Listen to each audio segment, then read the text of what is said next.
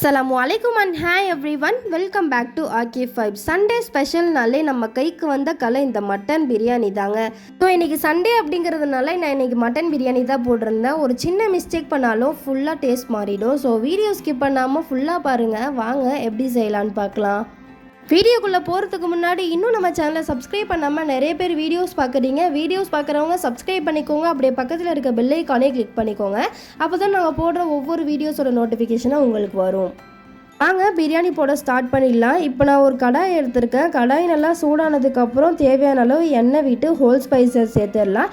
Next நான் ஒரு 3 வெங்காயம் கட் பண்ணி எடுத்திருக்கேன். அதையும் நல்லா சேர்த்துட்டு நல்லா பொன்னிறமாக வர வரைக்கும் நல்லா வதக்கி எடுத்துக்கலாம். ஆனியன் எந்த அளவுக்கு வதங்குதோ அந்த அளவுக்கு பிரியாணியோட டேஸ்ட்டும் சூப்பராக இருக்கும். ஸோ ஆனியனை நல்லா பொன்னிறமாக வறுத்து எடுத்துக்கலாம். அப்போ தான் பிரியாணியோட டேஸ்ட்டும் நல்லா என்ஹான்ஸ் பண்ணி கொடுக்கும். இப்போ இந்த ஸ்டேஜில் தேவையான அளவு உப்பு சேர்த்து நல்லா பொன்னிறமாக வறுத்து எடுத்துக்கலாம். இப்போது வெங்காயம் நல்லா இந்த மாதிரி பொன்னிறமாக வதங்கினதுக்கப்புறமா இதில் 4 தக்காளி நல்லா பழுத்த பழமாக எடுத்திருக்கேன். அதையும் சேர்த்துட்டு நான் 5 பச்சை மிளகாய் எடுத்திருக்கேன். அதையும் நல்லா பழுத்ததாக சேர்த்து ஆட் பண்ணிக்கலாம். இப்போ இதெல்லாம் சேர்த்து நல்லா கலந்து விட்டதுக்கப்புறமா ஒரு 5 மினிட்ஸ் மூடி போட்டு வச்சோன்னா தக்காளி நல்லா வதங்கி வரும். இப்போது 5 மினிட்ஸ் மூடி போட்டு எடுத்ததுக்கப்புறம் பாருங்கள், வெங்காயம், தக்காளி, பச்சை மிளகாய் எல்லாமே சூப்பராக வதங்கி வந்திருக்கு. எண்ணெயும் நல்லா பிரிஞ்சு வந்திருக்கு. இந்த மாதிரி வதங்கினா தான் உங்களுக்கு பிரியாணியோட டேஸ்ட்டும் சூப்பராக இருக்கும். இப்போ நம்ம ஸ்பைசஸ்லாம் ஆட் பண்ணிடலாம். நான் 3 to 4 டேபிள் ஸ்பூன் கிட்டே இஞ்சி பூண்டு பேஸ்ட் சேர்த்துருக்கேன். இதோட ஒரு கைப்பிடி அளவு புதினா மல்லி சேர்த்துருக்கேன். கொஞ்சமாக கேரட் சேர்த்து நல்லா இஞ்சி பூண்டுடைய வாசனை போகிற வரைக்கும் வதக்கி எடுத்துக்கலாம். இன்னும் நம்ம சேனலை சப்ஸ்கிரைப் பண்ணாமல் நிறைய பேர் வீடியோஸ் பார்க்குறீங்க. உங்கள் சப்போர்ட் இல்லாமல் இந்த சேனல் க்ரோ ஆகாது. ஸோ நீங்கள் போடுற லைக், கமெண்ட், சப்ஸ்கிரைப் தான் எங்களுக்கு அடுத்தடுத்த வீடியோ போட மோட்டிவேஷனாக இருக்கும். இப்போது இந்த மாதிரி நல்லா எண்ணெய் பிரிஞ்சு வந்ததுக்கப்புறமா இதில் ஒரு 1.5 டேபிள் ஸ்பூன் கிட்ட நான் சில்லி பவுடர் சேர்த்துருக்கேன். உங்கள் காரத்துக்கு ஏற்ற மாதிரி சேர்த்துக்கோங்க. நெக்ஸ்ட் ஒரு 3 to 4 டேபிள் ஸ்பூன் கிட்ட பிரியாணி மசாலா சேர்த்துருக்கேன். இப்போது இது எல்லாத்தையும் நல்லா வதக்கி விட்டுக்கலாம். நெக்ஸ்ட் இதில் இப்போது மட்டன் ஆட் பண்ணிட வேண்டியது தான். நான் ஒரு 1 kg எடுத்திருக்கேன். அதை நல்லா வாஷ் பண்ணி ஆல்ரெடி வேக வச்சு எடுத்திருக்கேன். அதை ஆட் பண்ணிடலாம். இதோட 1 கப் கர்ட் சேர்த்துருக்கேன். ஒரு 1/2 கப் கிட்ட லெமன் ஜூஸ் சேர்த்துருக்கேன்.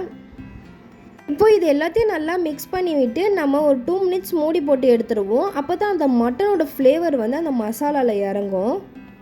இப்போது பாருங்கள், மட்டனோட அந்த மசாலாலாம் கலந்து செம்ம ஜூஸியாக வந்திருக்கு. எண்ணெயும் சூப்பராக பிரிஞ்சு வந்திருக்கு.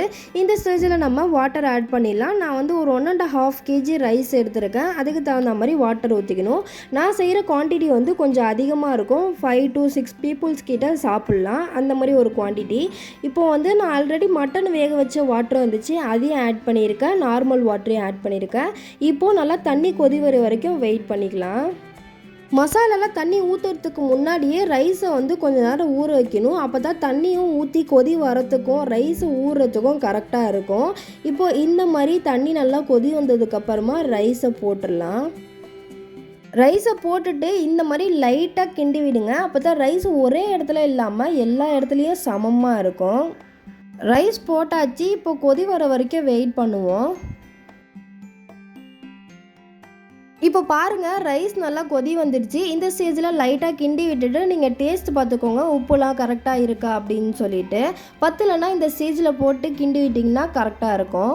சால்ட்லாம் கரெக்டாக இருக்கான்னு பார்த்துட்டு நான் மூடி வச்சுட்டேன். கொஞ்ச நேரம் கழித்து ஓப்பன் பண்ணுறேன். பாருங்கள், ரைஸும் வாட்டரும் நல்லா சரிசமமாக வந்துருச்சு. இந்த ஸ்டேஜில் கொஞ்சமாக கலரி விட்டுக்கோங்க. அப்போ தான் உங்களுக்கு அடி பிடிக்காமல் இருக்கும். இப்போ இது கலரி விட்டதுக்கப்புறமா உங்களுக்கு கலர் பவுடர் வேணும்னா ஆட் பண்ணிக்கோங்க. நான் இதில் கொஞ்சமாக இந்த மாதிரி கலர் பவுடர் ஆட் பண்ணியிருக்கேன். கலர் பவுடர் கம்ப்ளீட்லி ஆப்ஷன் தான். உங்களுக்கு வேணாம் அப்படின்னா ஸ்கிப் பண்ணிடலாம். கலர் பவுடர் ஆட் பண்ணிவிட்டு நான் தம்மில் போட்டேன். நீங்கள் எந்த ஸ்டைலில் தம் போடுவீங்களோ அந்த ஸ்டைலில் போட்டுக்கோங்க. தம் போட்டு எடுத்ததுக்கப்புறம் காமிக்கிறேன் எப்படி வந்திருக்குன்னு சொல்லிட்டு.